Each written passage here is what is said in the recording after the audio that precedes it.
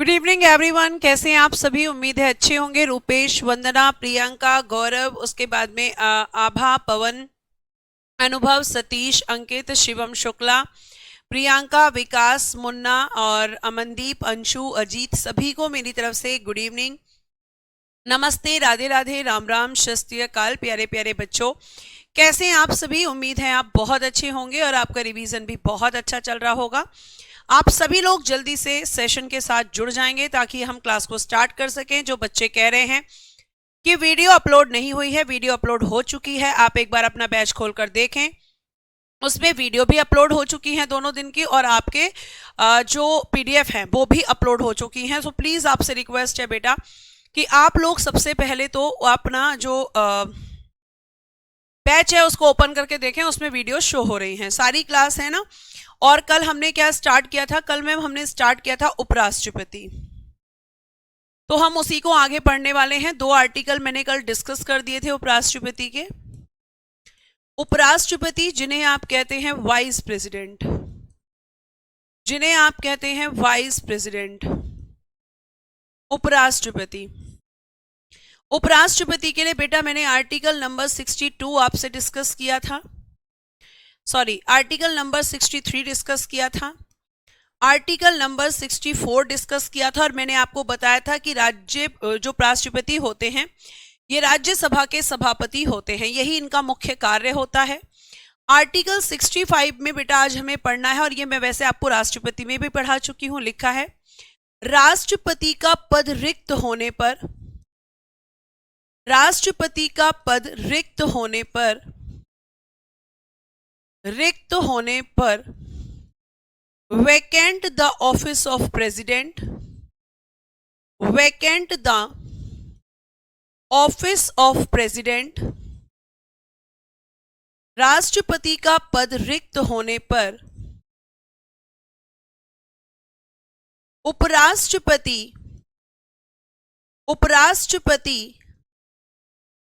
कार्यवाहक राष्ट्रपति के रूप में कार्य करेंगे। कार्यवाहक राष्ट्रपति यानी कि एक्टिंग प्रेसिडेंट, कार्यवाहक राष्ट्रपति यानी कि एक्टिंग प्रेसिडेंट, कार्यवाहक राष्ट्रपति के रूप में कार्य करेंगे।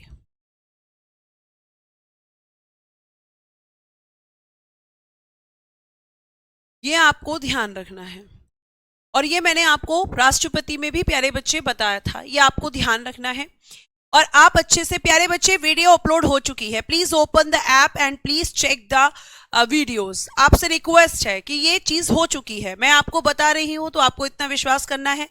नहीं हो रहा है तो क्लास के एंड में मैं आपको एप्लीकेशन खोल के दिखा दूंगी। अपलोड हो चुकी है बच्चे, थोड़ा ठीक है, तो अपलोड हो चुकी है। नहीं होती तो मैं आपको सीधा बोलती कि नहीं हुई है। 24 और 25 दोनों डेट की क्लास हो चुकी हैं। तो अब देखिए यहाँ पर प्यारे बच्चे, अगर मैं आपसे यहाँ पर बात करती हूँ तो आप मेरी बात को बहुत ध्यान से सुनेंगे। और क्या सुनेंगे? सुनेंगे ये कि आपके जो उपराष्ट्रपति होते हैं उनका मेन फंक्शन होता है राज्यसभा के चेयरमैन का, लेकिन कभी कभी जब राष्ट्रपति की पोस्ट खाली होती है तो आपको ध्यान रखना है कि उपराष्ट्रपति उस समय पर क्या करते हैं? कार्यवाहक राष्ट्रपति का काम करते हैं। और जब वो कार्यवाहक राष्ट्रपति का काम करेंगे, जब वो एक्टिंग प्रेसिडेंट का काम करेंगे, तो उनको सैलरी एक्टिंग प्रेसिडेंट की मिलेगी। लेकिन जब वो राज्यसभा के सभापति के रूप में कार्य करेंगे तो उनको सभापति की सैलरी मिलेगी। अब आप कहोगे उपराष्ट्रपति की सैलरी, तो बेटा उपराष्ट्रपति की जो सैलरी होती है वो कुछ होती ही नहीं। क्यों मैम? क्योंकि उपराष्ट्रपति के नाम से उनका कोई काम ही नहीं है, उपराष्ट्रपति के नाम से वो कोई काम ही नहीं करते। तो जिस दिन मतलब जिस नाम से वो कोई काम ही नहीं करते तो उसकी सैलरी कैसे ले सकते हैं? तो आप में से बहुत सारे बच्चे मुझसे पूछते हैं कि उपराष्ट्रपति की सैलरी, उपराष्ट्रपति का वेतन आप लोग मुझसे पूछ रहे हैं, है ना? और ये क्वेश्चन कई बार मेरे सामने आ चुका है। तो बेटा इनकी कोई सैलरी नहीं होती, उपराष्ट्रपति के नाम से इनको वेतन नहीं मिलता, बल्कि इनको वेतन किसका मिलता है? राज्यसभा के सभापति का। राज्यसभा के सभापति का वेतन इनको मिलता है, चेयरमैन ऑफ राज्यसभा। किसका मिलता है? तो आप कहोगे मैम चेयरमैन ऑफ राज्यसभा का। चेयरमैन ऑफ राज्यसभा, और ये कितना होता है? 4 लाख रुपए प्रति माह, 4 लाख रुपए पर मंथ प्यारे बच्चे इनको सैलरी मिलती है। और जब उपराष्ट्रपति आपके कार्यवाहक राष्ट्रपति का काम करते हैं, कार्यवाहक राष्ट्रपति यानी कि एक्टिंग प्रेसिडेंट, तब इनको सैलरी मिलती है 5 लाख रुपए। एक्टिंग प्रेसिडेंट का जब ये काम करते हैं तो कितनी सैलरी मिलती है? तब मिलती है मैम 5 लाख रुपए प्रति माह। और प्रति माह को आप जानते हैं क्या कहते हैं? Per month. ये सैलरी इनको मिलती है।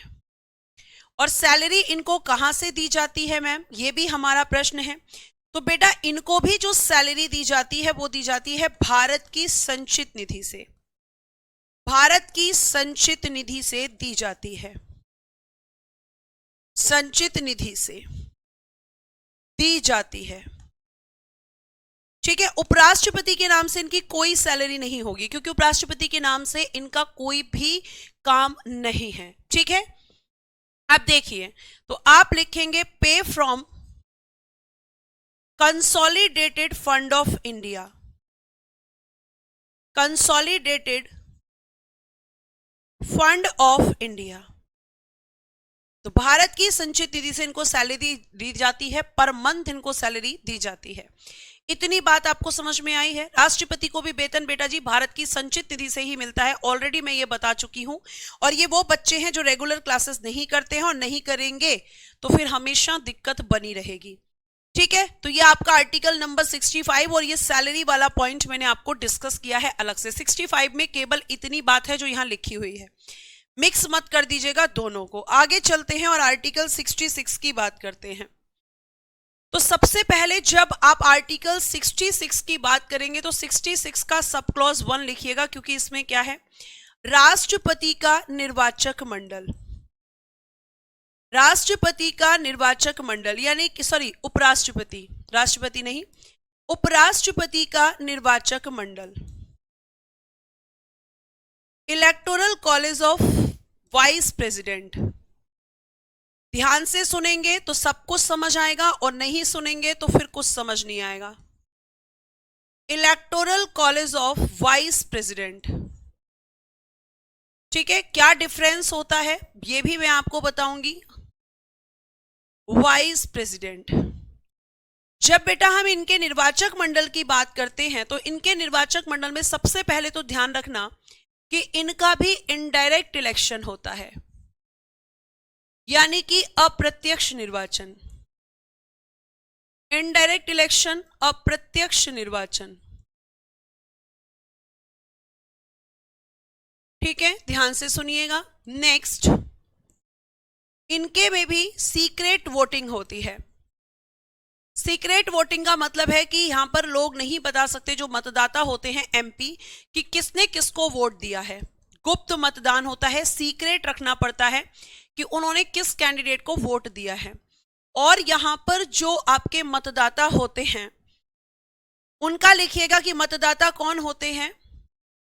संसद के दोनों सदनों के, संसद के दोनों सदनों के सभी सदस्य, दोनों सदनों के सभी सदस्य,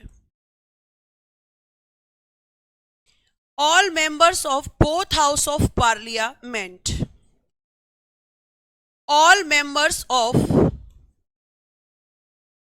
both house of parliament, both house of parliament।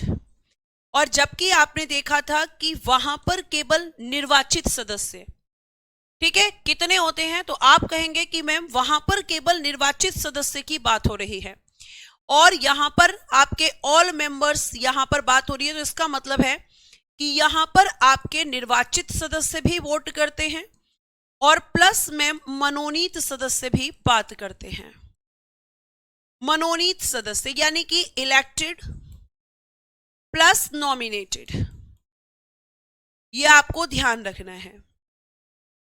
अब एक बच्चा यहां लगातार कमेंट करता रहता है कि खान सर की क्लास में उन्होंने बताया है कि 52 से 151 तक पार्ट 5 है, लेकिन आप शायद ये भूल रहे हैं।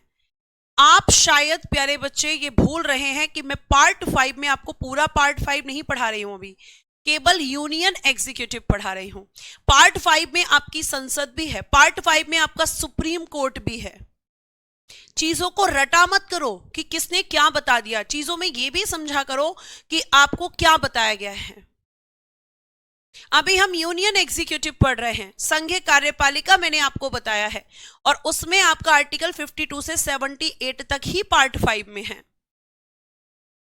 ठीक है, आगे देखिए प्यारे बच्चे, प्लीज क्लास में फोकस होकर पढ़ें। तो यहां पर आपका इसका मतलब है कि कौन वोट करता है? मैम केवल एमपी वोट करते हैं।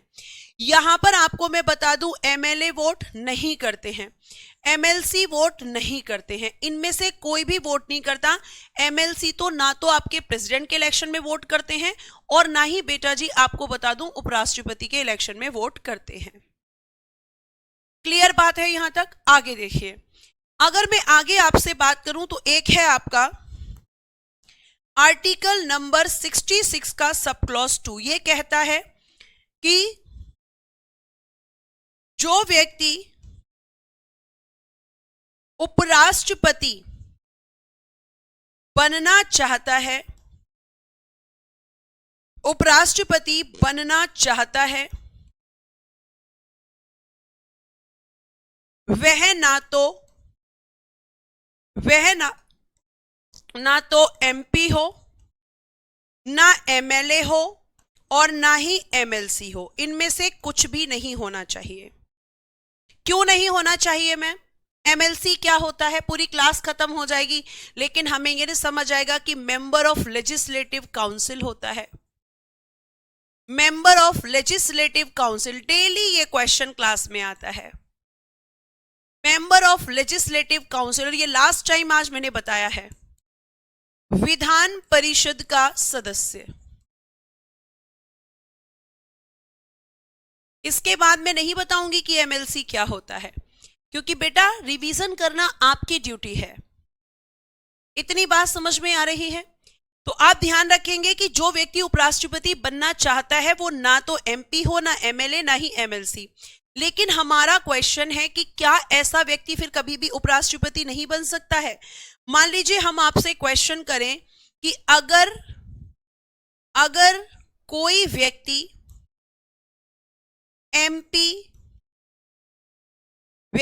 एमपी या एमएलए या एमएलसी है तो क्या होगा? तो क्या होगा मैम? अगर कोई होगा तो कोई ऑप्शन है या नहीं है? हाँ बेटा जी, ऑप्शन है। ऐसा व्यक्ति जो एमपी या एमएलए या एमएलसी है तो वह उपराष्ट्रपति बन सकता है,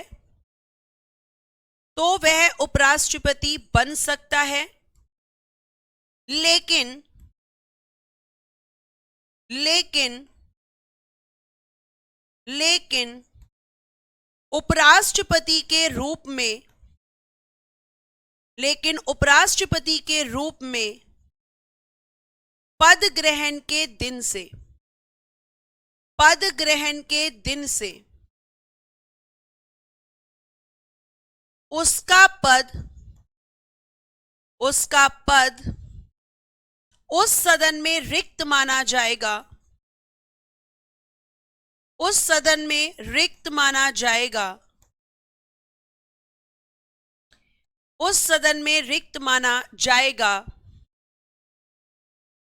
जिसका वह सदस्य था। अब चाहे वो संसद का सदस्य हो, चाहे विधानसभा का, चाहे विधान परिषद का। क्यों मैम ऐसा क्यों होता है? क्योंकि बेटा एक व्यक्ति एक समय में केवल एक ही पद पर रह सकता है, दो पद पर नहीं रह सकता। या तो वो अपनी मर्जी से रिजाइन कर दे, और अगर वो रिजाइन नहीं करेगा तो जिस दिन वो as a vice president post को होल्ड करेगा, वैसे ही उसका पोस्ट उस हाउस में वैकेंट हो जाएगा, रिक्त हो जाएगा, जिस दिन वो एज अ वाइस प्रेसिडेंट अपनी पोस्ट को होल्ड करेगा। ठीक है, ये आपको ध्यान रखना है। अमन कल की क्लास देखो, आर्टिकल 64 में लिखवा चुकी हूं। ठीक है, तो यहां तक की बात अगर समझ आई हो तो बच्चे एक बार थम्स अप करें, और कोई क्रॉस क्वेश्चन हो तो वो भी आप पूछ लें। तो आप ध्यान रखेंगे कि एक व्यक्ति, पहली बात तो एमपी, एमएलए या एमएलसी नहीं होना चाहिए, लेकिन अगर है तो वो बन सकता है, वो बन सकता है। बट जिस दिन वो पोस्ट को होल्ड करेगा एज अ वाइस प्रेसिडेंट, उस दिन प्यारे बच्चे क्या होगा, उस दिन से मैम उस हाउस में उसकी पोस्ट वैकेंट हो जाएगी जिसका वो मेंबर था। चाहे फिर वो एमपी हो, चाहे फिर वो एमएलए, चाहे फिर वो एमएलसी, कुछ भी हो सकता है। ठीक है, thank you so much for response everyone. बहुत प्यारे बच्चे हो आप, रिस्पॉन्स अच्छे से करते हो। आर्टिकल 66 का सब क्लॉज 3, इसमें क्या है भाई, वाइस प्रेसिडेंट की क्वालिफिकेशंस हैं, योग्यताएं हैं। क्वालिफिकेशंस यानी कि योग्यताएं, प्लीज ध्यान से सुन लीजिए। क्वालिफिकेशंस क्या हैं, योग्यताएं क्या हैं। सेम एज प्रेसिडेंट होती हैं, कुछ चीजों को छोड़कर। भारत का नागरिक होना चाहिए, citizen of India, citizen of India, Bharat का नागरिक होना चाहिए, फर्स्ट क्वालिफिकेशन। सेकेंड इज न्यूनतम आयु, मिनिमम एज, न्यूनतम आयु यानी कि हम कह सकते हैं मिनिमम एज, ये कितनी होनी चाहिए, 35 ईयर्स, 35 वर्ष। उसके बाद में राज्यसभा का सदस्य बनने की योग्यता हो, राज्यसभा का सदस्य बनने की योग्यता हो। लेकिन राज्यसभा का सदस्य नहीं होना चाहिए, ये मैंने कल ही क्लियर किया था कि ये राज्यसभा का सदस्य नहीं होता है, केवल एलिजिबिलिटी इसके पास होनी चाहिए, राज्यसभा का सदस्य बनने की योग्यता होनी चाहिए। ठीक है, लिखिएगा should be eligible, should be eligible, should be eligible to be elected, to be elected as a member of Rajya Sabha, member of Rajya Sabha. केवल क्या चाहिए, एलिजिबिलिटी, लेकिन ये राज्यसभा का सदस्य नहीं हो सकता। मैम उपराष्ट्रपति के लिए एक से ज्यादा उम्मीदवार हो सकते हैं, ऑफकोर्स एक से ज्यादा होते हैं राहुल, तभी तो इलेक्शन होता है। ऑफकोर्स एक से ज्यादा होते हैं बच्चे। ठीक है, अब ये देखिएगा राज्यसभा का सदस्य बनने की योग्यता रखता हो। राष्ट्रपति के लिए क्या था बेटा, वो किस सदस्य सदन का होना चाहिए। फिर बोला है कि भैया पागल ना हो, फिर बोलता है कि लाभ के पद पर ना हो, मतलब सरकारी नौकरी में ना हो, लाभ के पद पर ना हो, और अगर हुआ सरकारी नौकरी में तो रिजाइन देना पड़ेगा, तब इलेक्शन लड़ पाएगा।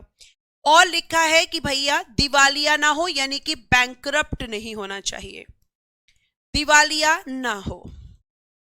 ठीक है, लिखिएगा do not insolvent, do not insolvent, do not hold office of the profit, do not hold office of the profit, office of the profit.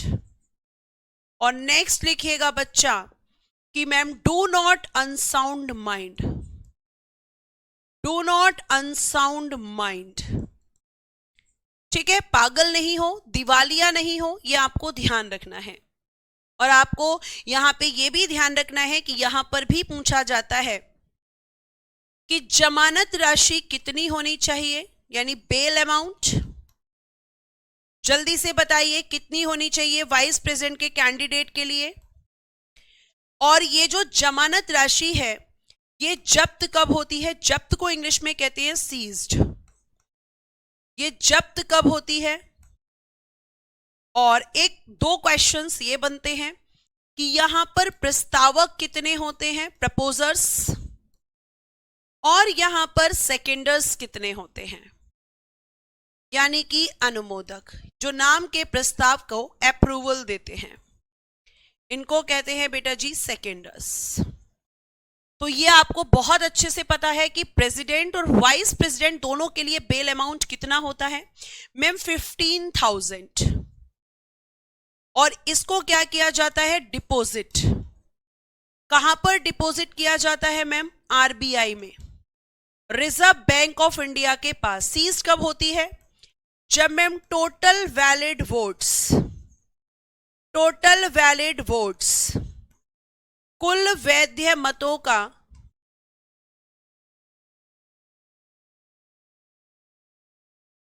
1/6 मत प्राप्त ना होने पर, जो टोटल वोट्स पड़ते हैं उनका 1/6 वोट भी अगर कोई कैंडिडेट अचीव नहीं कर पाता है, तो आप ध्यान रखेंगे कि फिर क्या हो जाता है, फिर मैम यहां पर जो है उनकी जो अमाउंट है, जो बेल अमाउंट उन्होंने दी थी एज अ कैंडिडेट, वो सीज्ड हो जाती है। और उसके बाद यहां प्रस्तावक कितने होते हैं मैम, 20, और अनुमोदक कितने होते हैं मैम, 20। मुझे बताइए प्रेसिडेंट के लिए कितने प्रस्तावक और अनुमोदक होते हैं, बताइए प्रेसिडेंट के लिए कितने प्रस्तावक और अनुमोदक होते हैं, बताइए जल्दी से।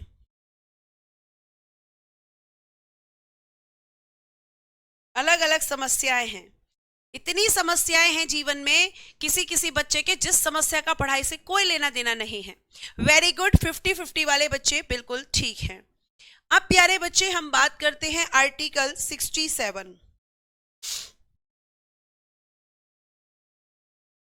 आर्टिकल 67, उपराष्ट्रपति का कार्यकाल। उपराष्ट्रपति का हमें क्या जानना है इसमें, कार्यकाल।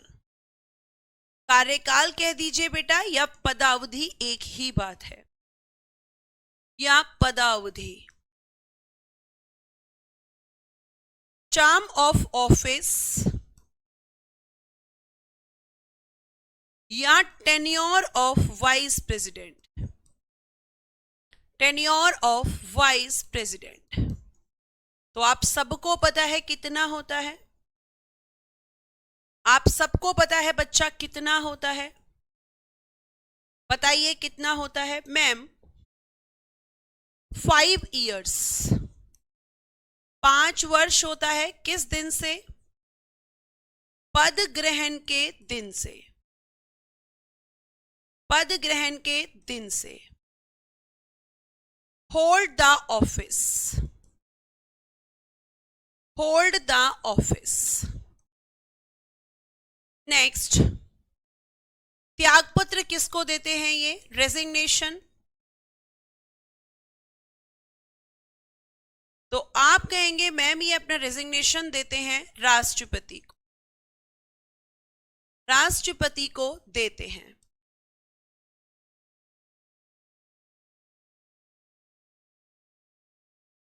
नेक्स्ट, 5 वर्ष के पश्चात, आफ्टर 5 इयर्स,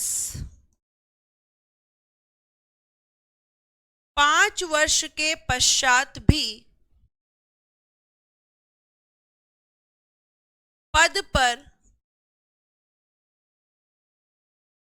बने रहते हैं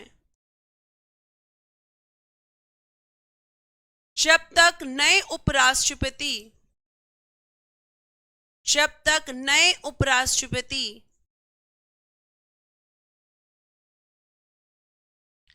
या इनको आप कह सकते हैं उत्तराधिकारी, ठीक है, कंफ्यूज नहीं होना है अगर नए उपराष्ट्रपति की जगह उत्तराधिकारी वर्ड आ जाए, ठीक है, यानी कि सक्सेसर। नए उपराष्ट्रपति पद ग्रहण ना करें।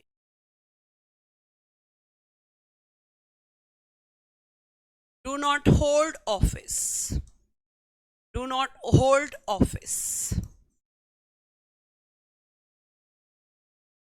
जब तक नए वाइस प्रेसिडेंट पोस्ट को होल्ड नहीं करेंगे तब तक प्यारे बच्चे ये पुराने ही आपके वाइस प्रेसिडेंट उस पोस्ट पर रहेंगे। क्या ये बात आपको ध्यान से समझ में आ रही है? 6 साल किससे होता है? 6 साल इनका नहीं होता है, 6 साल राज्यसभा के सदस्यों का होता है। और ये राज्यसभा के सदस्य नहीं होते हैं बच्चे, ये राज्यसभा के सदस्य नहीं होते हैं। इतनी बात समझ में आ गई। तो आर्टिकल 67 में इनके टेन्योर की बात की गई है। आगे इनको हटाया कैसे जाता है, तो लिखिएगा इनको राज्यसभा के द्वारा इनके पद से हटाया जाता है। इनके पद से हटाया जाता है साधारण बहुमत के साथ। साधारण बहुमत के साथ। साधारण बहुमत मतलब सिंपल मेजॉरिटी। साधारण बहुमत से पारित प्रस्ताव द्वारा। पारित प्रस्ताव द्वारा। तो हटाता कौन है मैम? राज्यसभा। क्यों? क्योंकि मैम ये राज्यसभा के चेयरमैन होते हैं। क्योंकि मैम ये राज्यसभा के कौन होते हैं? सदस्य, वो सॉरी चेयरमैन होते हैं। इसलिए इनको हटाने का अधिकार राज्यसभा के पास ही होता है। ठीक है, अब आ जाते हैं हम आर्टिकल नंबर 68। 2/3 नहीं होगा, इन्हें स्पेशल मेजॉरिटी से नहीं हटाया जाता, सिंपल मेजॉरिटी से हटाया जाता है, मतलब कि साधारण सा बहुमत। उपस्थित और मतदान का 50% + 1। स्पेशल मेजॉरिटी नहीं होती इनके लिए। स्पेशल मेजॉरिटी होती है आपके प्रेसिडेंट के लिए। ठीक है, आ जाइए राहुल, आप ही के क्वेश्चन का आंसर दे रही हूं बेटा, टेंशन मत लीजिए, सारे प्रश्नों का उत्तर आपके पास जाएगा। आर्टिकल नंबर 68, उपराष्ट्रपति का पद रिक्त होने पर वैकेंट द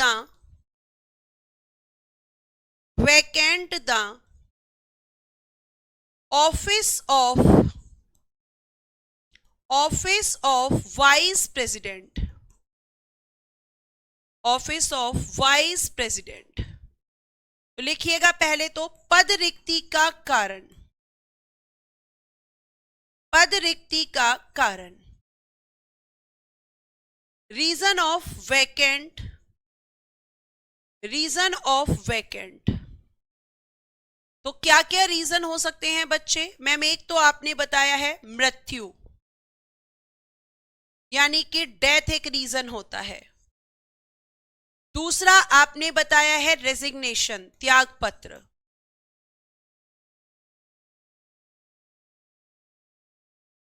और तीसरा आपने हमें बताया है हटाया जाना, यानी रिमूवेबल प्रोसेस। रिमूवेबल प्रोसेस,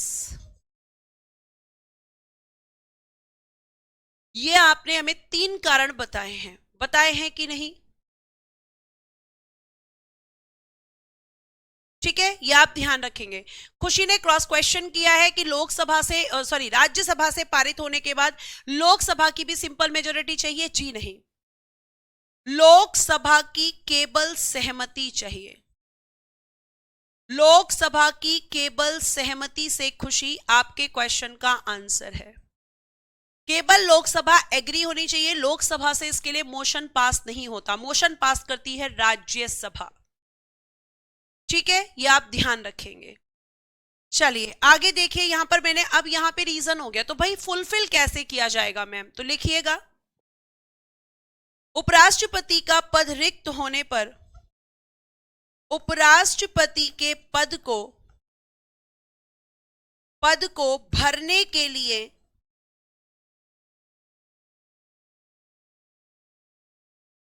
यथाशीघ्र। यथाशीघ्र का मतलब है एज सून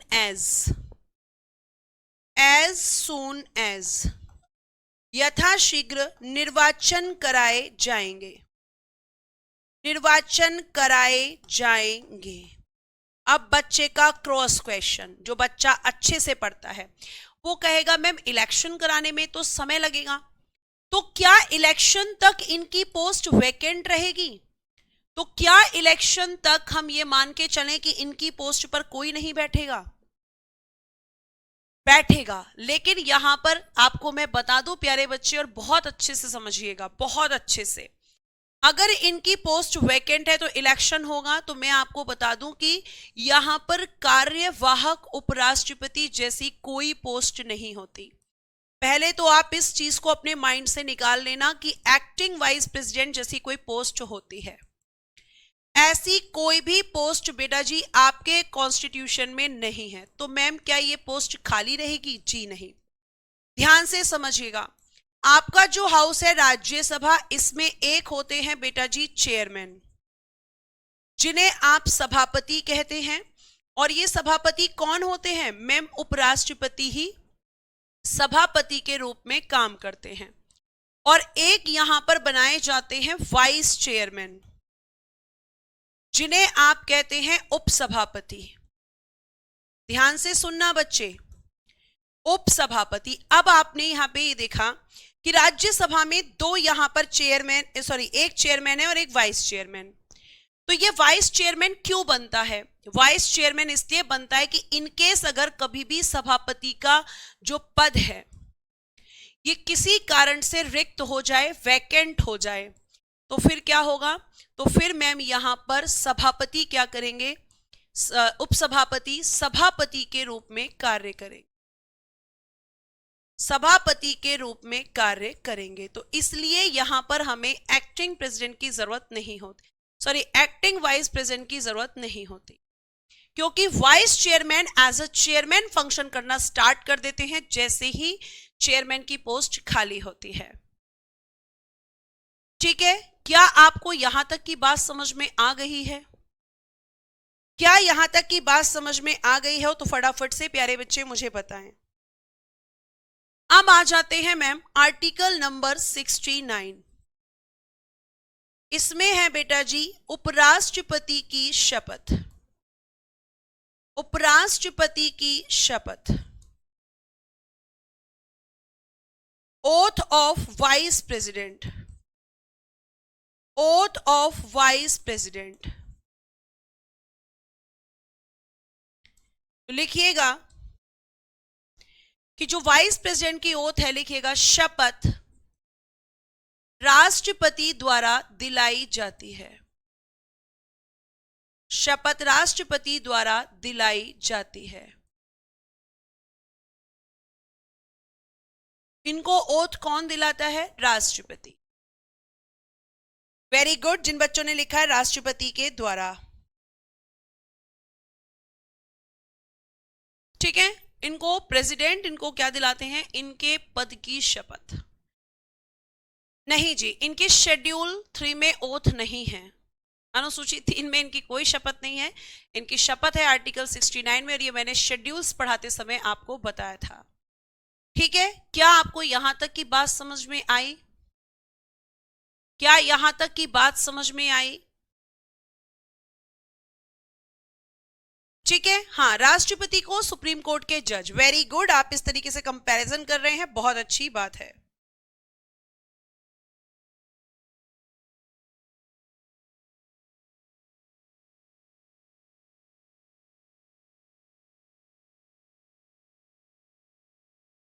ठीक है, ये होते हैं आपके उपराष्ट्रपति। बस इतना ही हमें पढ़ना है, इससे ज्यादा यहां पर क्वेश्चन नहीं आएगा, इससे ज्यादा बेटा यहां पर क्वेश्चन नहीं आएगा। जी हाँ, सीपी राधाकृष्णन जी वर्तमान में आपके देश के उपराष्ट्रपति हैं। इतनी बात समझ में आ गई? प्लीज एक बार फटाफट से मुझे थम्स अप करें, या फिर आप यहां पर जो है रिस्पॉन्स करने के लिए स्माइली करें, जो भी चीज आप करना चाहें, लेकिन मुझे बताएं कि यहां तक की बात आपको समझ में आ गई। अगर आ गई हो तो प्लीज यहां पे फटाफट से मुझे बताएं। ठीक है, तो ये आपका हो गया। अब यहाँ पे यहाँ ध्यान से सुनिए, अब आपकी एक चीज बचती है जो आपके उपराष्ट्रपति के बाद में मैं आपको यहाँ पढ़ाने वाली हूं, उसे हम कहते हैं आपातकालीन उपबंध। ये आपका प्रेसिडेंट से लिंक करता है, लेकिन मैंने उपराष्ट्रपति शुरू कर दिया था, कोई बात नहीं, अब इसको हम पढ़ लेते हैं। इसे हम कहते हैं इंग्लिश में इमरजेंसी प्रोविजन, आपातकालीन उपबंध। ये कॉन्स्टिट्यूशन के पार्ट किस पार्ट में है? पहला क्वेश्चन, भाग। ये प्रेसिडेंट की पावर्स होती हैं। आर्टिकल यानी कि अनुच्छेद, और कहां से लिया है ये भी पूछा जाता है, कहां से लिया है, ये क्वेश्चन बेटा बनता है। तो सबसे पहले क्वेश्चन का आंसर है पार्ट 18, भाग 18 में है। आर्टिकल 352 से लेकर आर्टिकल 360 तक है।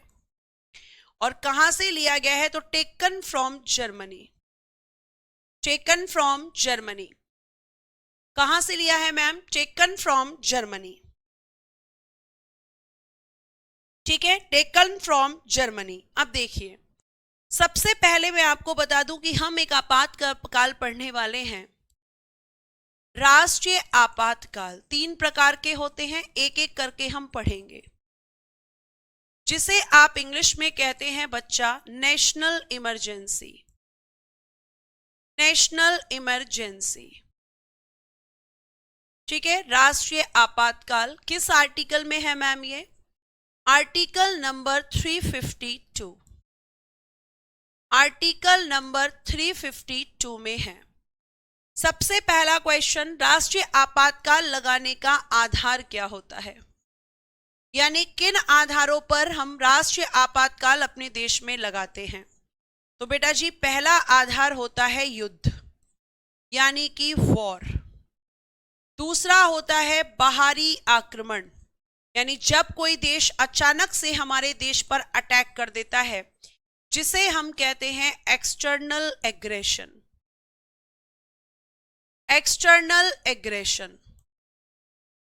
और एक होता है बेटा सशस्त्र विद्रोह, जिसे हम कहते हैं आर्म्ड रिविलियन, जिसे हम कहते हैं आर्म्ड रिविलियन। मैम, सशस्त्र विद्रोह क्या होता है? जब आपके देश के लोग आपस में हथियारों के साथ एक दूसरे से लड़ना शुरू कर देते हैं। उपसभापति राज्यसभा के सदस्य होते हैं, जी हां, उपसभापति राज्यसभा के सदस्य होते हैं, लेकिन सभापति नहीं होते हैं।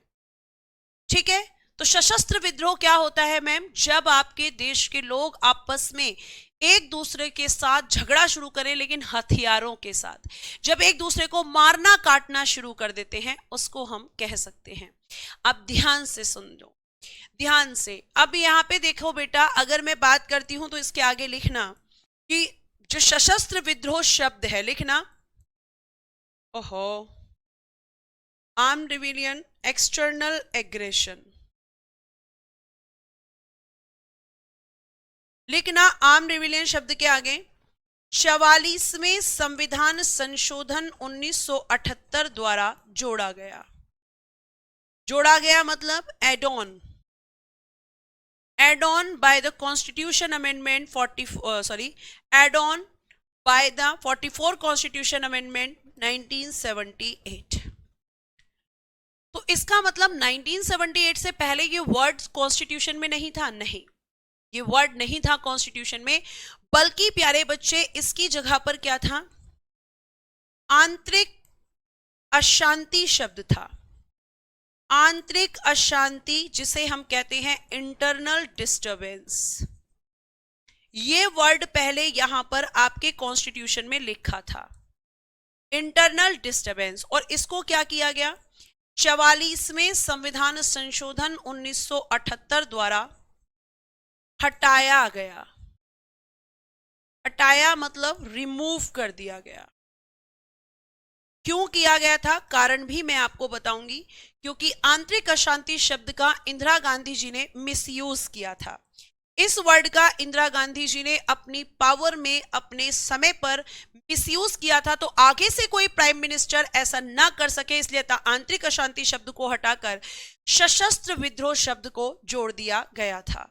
और ये 44वें संविधान संशोधन के द्वारा प्यारे बच्चे किया गया था। अब आगे सुनिए, राष्ट्रीय आपातकाल मैम अब तक कितनी बार लग चुका है?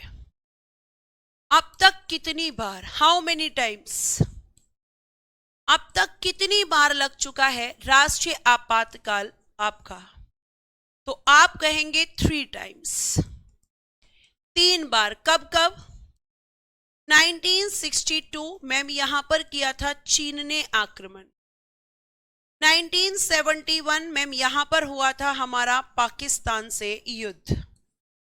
और नेक्स्ट है हमारा 1975 और ये लगा था मैम आंतरिक अशांति के आधार पर, यानी इंटरनल डिस्टरबेंस के बेस पर किसने लगाया था मैम? इंदिरा गांधी जी ने। इंटरनल डिस्टरबेंस ये 1975 वाला इंपॉर्टेंट है। तो यहां पे जो आपकी पीएम थी वो थी बेटा जी इंदिरा गांधी जी, और यहां पर आपके देश के जो राष्ट्रपति थे वो थे फखरुद्दीन अली अहमद साहब जी। फखरुद्दीन अली अहमद साहब जी। तो इंदिरा गांधी जी सीधा फखरुद्दीन अली अहमद जी के पास गई और इन्होंने बिना किसी से डिस्कस किए हुए 1975 में नेशनल इमरजेंसी को डिक्लेयर करवा दिया। नेशनल इमरजेंसी को क्या करवा दिया? डिक्लेयर करवा दिया। तो ये कहा गया ये तो बहुत गलत बात है कि इंदिरा गांधी जी ने किसी से डिस्कस भी नहीं किया, 1971 वाली इमरजेंसी खत्म भी नहीं हुई थी और आपने 1975 में फिर लगा दी। तो आगे से कोई भी ऐसा हरकत न करे, इसके लिए यहां पर क्या किया गया? 44वां संविधान संशोधन। और बता दूं मैं कि सबसे पहले आप लिखो कि जो आपका राष्ट्रीय आपातकाल है इसकी घोषणा कौन करता है? तो बेटा जी घोषणा करते हैं राष्ट्रपति। ये पावर राष्ट्रपति के पास है, लेकिन राष्ट्रपति को बोला गया सुनो राष्ट्रपति साहब, घोषणा आप करेंगे, आपका अधिकार है, लेकिन मंत्रिमंडल की लिखित अनुमति के साथ। लेकिन मंत्रिमंडल की लिखित अनुमति के बाद कहा गया अकेले पीएम के कहने पर आप नहीं करेंगे, आपको कैबिनेट से परमिशन लेनी होगी अनुमति के बाद। लिखिएगा आफ्टर अप्रूवल ऑफ कैबिनेट, कि आप ही करेंगे अनाउंसमेंट, घोषणा, लेकिन केवल पीएम के कहने पर नहीं, जैसे कि 1975 में हो गया था। आपको ध्यान रखना, इन्होंने कहा कि आप मंत्रिमंडल की लिखित अनुमति after written approval of cabinet, after written approval of cabinet, written approval of cabinet, कि भैया कैबिनेट की परमिशन लेना रिटन में, वो भी ऑरल फॉर्म में नहीं। और ये जो रिटन वाला ऐड किया गया ये भी किया गया 44वां संविधान संशोधन 1978 द्वारा जोड़ा गया कि रिटन परमिशन चाहिए होगी प्रेसिडेंट को, तब जाकर वो डिक्लेयर करेंगे, अदरवाइज वो नहीं कर सकते, बिल्कुल भी नहीं कर सकते। ठीक है, अब ध्यान से सुनिए। अब यहां पे बात आती है कि हमें मैम ये बताइए कि जब नेशनल इमरजेंसी लग जाती है और इसकी घोषणा राष्ट्रपति कर देते हैं तो फिर हमें इस पर अनुमोदन भी लेना होता है, हमें मैम इस पर अप्रूवल भी लेना होता है। अब किसका अप्रूवल चाहिए होता है? तो मैम जाहिर सी बात है लोकसभा और राज्यसभा का। तो लोकसभा और राज्यसभा का जो अप्रूवल लिया जाता है, इस अप्रूवल का समय हमें बताइए कितना होता है, कितना ड्यूरेशन होता है, ये बताइए।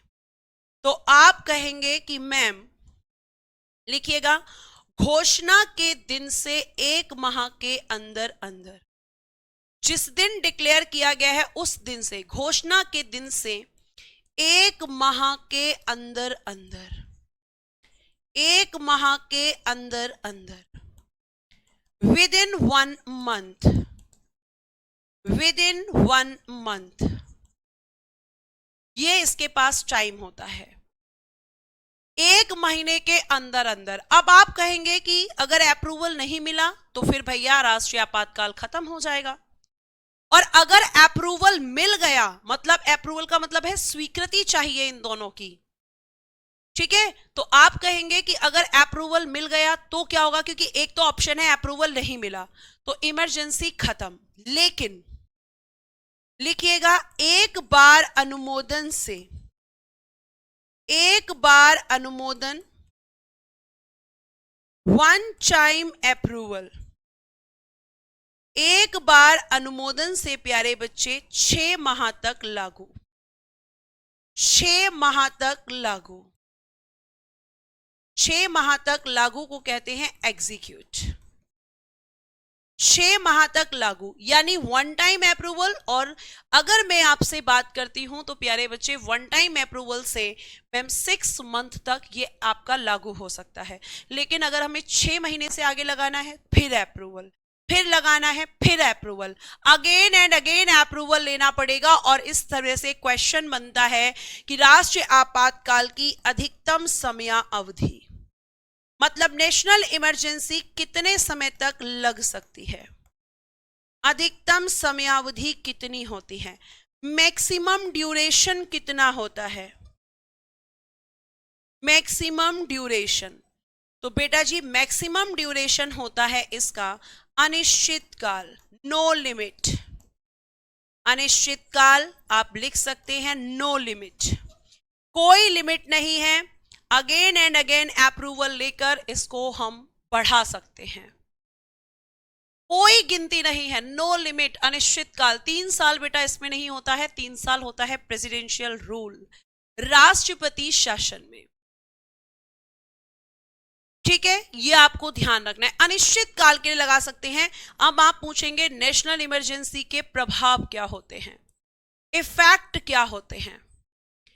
तो सबसे पहला इफेक्ट तो बेटा ये होता है कि आपकी जो शक्तियां हैं जिनका डिसेंट्रलाइजेशन किया जाता है, यहां पर शक्तियों का केंद्रीयकरण हो जाता है, यानी कि सेंट्रलाइजेशन ऑफ पावर्स हो जाता है। यानी कि अब आपकी जो कानून बनाने की शक्ति है वो संसद के पास होती है, राज्यों के पास नहीं। सेंट्रलाइजेशन ऑफ पावर्स, जैसे मैंने आपको बताया था कि 7वीं अनुसूची में संघ सूची, राज्य सूची और समवर्ती सूची, जिसमें संघ सूची पर कानून केंद्र सरकार, राज्य सूची पर कानून कौन बनाता है, राज्य सूची पर राज्य सरकार और समवर्ती सूची पर दोनों सरकार। लेकिन इस समय पर क्या होता है, राज्य सरकार की शक्तियां खत्म हो जाती हैं और केंद्र सरकार शक्तिशाली हो जाती है और सब पर केंद्र सरकार ही प्यारे बच्चे कानून बनाती है। यानी डिसेंट्रलाइजेशन से क्या हो जाता है, सेंट्रलाइजेशन। अब इंदिरा गांधी जी ने इमरजेंसी क्यों लगाई, क्योंकि इस समय पर लोकसभा और विधानसभा, लोकसभा और विधानसभा, या लिखना लोकसभा या विधानसभा, जिसे इंग्लिश में कहते हैं legislative assembly, legislative assembly. Lok Sabha या विधानसभा के कार्यकाल को, कार्यकाल यानी कि टेन्योर, कार्यकाल को संसद एक बार में 1 वर्ष के लिए बढ़ा सकती है, एक बार में 1 वर्ष के लिए बढ़ा सकती है, बढ़ा सकती है। और यही कारण था कि इंदिरा गांधी जी ने इमरजेंसी को लगाया था। क्यों मैम, क्योंकि इस समय इलेक्शंस नहीं होते, क्योंकि मैम इस समय पर इलेक्शंस नहीं होते, इसलिए यहां पर क्या हुआ, इंदिरा गांधी जी ने सोचा कि इलेक्शन तो होंगे नहीं तो मेरी ही सरकार बनी रहेगी, और ये उन्होंने मिसयूज किया था अपनी पावर का। तो आप बता दूं कि चाहे लोकसभा का कार्यकाल पूरा हो जाए चाहे विधानसभा का, और उस समय अगर लगी हुई है नेशनल इमरजेंसी, तो बेटा आपके यहां पर इलेक्शन नहीं होंगे, बल्कि पुरानी लोकसभा या विधानसभा के कार्यकाल को ही बढ़ाया जाएगा। अब आप क्या कहोगे, आप कहोगे कि मैम एक बार में केवल 1 वर्ष क्यों, उससे आगे भी तो नेशनल इमरजेंसी लग सकती है। ऑफ कोर्स लग सकती है, लेकिन एक बार में 1 वर्ष, आप कहोगे 1 वर्ष से ज्यादा लगाना है तो अगेन बढ़ाएगी, लेकिन एक बार में 1 वर्ष से ज्यादा नहीं बढ़ाएगी, ये आपको ध्यान रखना है। उसके बाद क्या प्रभाव पड़ता है मैम, फंडामेंटल राइट्स पर। आर्टिकल 358 कहता है कि अगर राष्ट्रीय आपातकाल राष्ट्रीय आपातकाल यानी कि नेशनल इमरजेंसी अगर लगी है युद्ध यानी कि वॉर या बाह्य आक्रमण, या मतलब और बाह्य आक्रमण मतलब एक्सटर्नल एग्रेशन, एक्सटर्नल एग्रेशन, अगर नेशनल इमरजेंसी वॉर या एक्सटर्नल एग्रेशन के आधार पे लगी है तो आर्टिकल 19 निलंबित यानी कि सस्पेंड हो जाएगा। निलंबित यानी कि बेटा जी सस्पेंड हो जाएगा, यह आपको ध्यान रखना है। ये सस्पेंड हो जाएगा ऑटोमेटिकली। लेकिन अगर मैम आर्म्ड रिबेलियन के बेस पे लगी है तो आर्टिकल 19 सस्पेंड नहीं होगा, तो आर्टिकल 19 सस्पेंड नहीं होगा। बस दो बेसिस पर अगर लगी है तो ही सस्पेंड होगा। और नेक्स्ट है आपका आर्टिकल 359 और इसमें कहा गया है कि राष्ट्रीय आपातकाल के समय, राष्ट्रीय आपातकाल यानी कि नेशनल इमरजेंसी के समय राष्ट्रपति आर्टिकल